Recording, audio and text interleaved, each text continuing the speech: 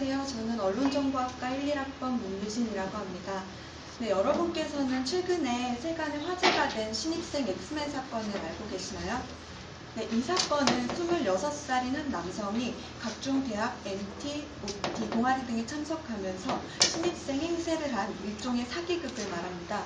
그는 과연 왜 그런 행동을 했을까요? 네, 그 원인은 그의 정신적 질환에 있었습니다.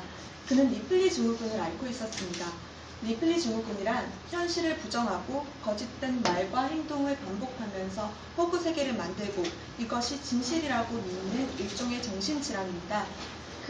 그들이 이런 행동을 하는 이유는 개인의 사회 성취욕이 실제적인 사회 성공보다 더 높기 때문인데요.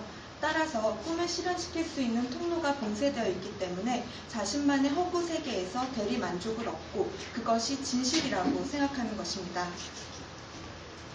신입생 엑스맨도 그와 크게 다르지 않았습니다.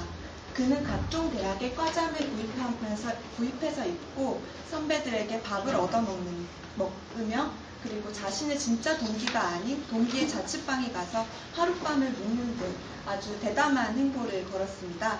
그가 활동한 대학을 보면요. 저희 경희대학교를 포함해서 지방까지 약 48개의 대학을 웃돌고 있습니다. 저희 경희대학교에서는 경영학과와 자율전공학과 1사학번 새내기 OT와 MT에 참석했다고 합니다. 간단하게 생각하면 그냥 일종의 사기극입니다.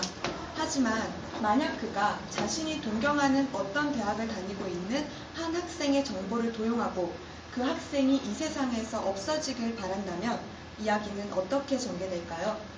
실제로 신입생 엑스맨은 고려대학교에 다니는 이준성이라는 학생의 개인 정보를 도용해 학생증을 만들고 또한 학교 내 사물함을 신청하였습니다. 더욱 충격적인 것은 학기 초중반까지 이준성 학생의 동기들이 신입생 엑스맨이 가짜 이준성이라는 것을 몰랐던 사실입니다. 이에 위협을 느낀 이준성 학생은 자신의 존재를 알리기 위해 각종 MT나 동아리 모임에 참석했지만 이때마다 신입생 엑스맨은 이준성 학생에게 자꾸 그런 식으로 참석을 하면 당신을 죽일 수도 있다는 협박 문자를 보내오게 됩니다. 네, 이처럼 리플리 증후군은 충분한 사회 중대 범죄 발생 가능성이 있습니다. 제가 조사하면서 굉장히 놀라웠던 것은 리플리 증후군으로 인해 일어난 사회 범죄가 한둘이 아니었다는 것이었습니다. 대표적으로 이 두 가지 사건이 있는데요. 그 중에서 서울 양천구 사건을 여러분에게 소개시켜 드리겠습니다. 이 사건은 2010년 서울 양천구에서 발생했고요. 사건의 경과는 한 남성이 자신은 혼자 자취방에서 조용하게 있는데 온 가족이 자신의 자취방 앞 놀이터에서 웃고 떠드는 것을 보자 열등의식이 생겼고 그 열등의식이 곧 분노로 변모했습니다. 그런 분노는 그에게 묻지마 살인사건을 일으키게 만들었습니다. 참으로 충격적이고 안타까운 사건이 아닐 수 없습니다. 그렇다면 과연 리플리 증후군을 앓는 사람들은 정말 객관적으로 불우한 환경에 처해 있는 것일까요? 물론 개 중에 불우한 환경이 있을 수도 있겠습니다.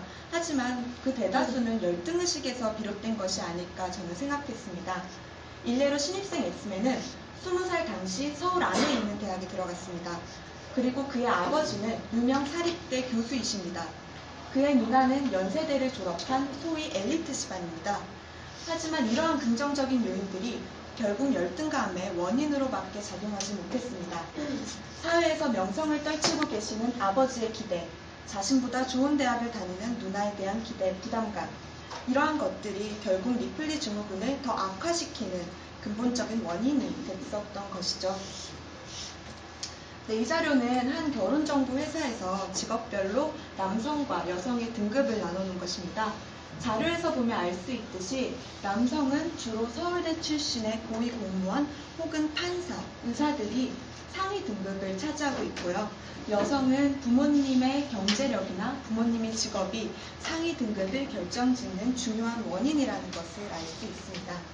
이렇게 각 개인의 특징을 결정짓는 하나의 요소들이 모두 경쟁력과 차별의 시대가 되는 사회에서 제가 하는 말이 어찌 보면 바위의 계란치기 격일 수도 있다는 생각을 합니다.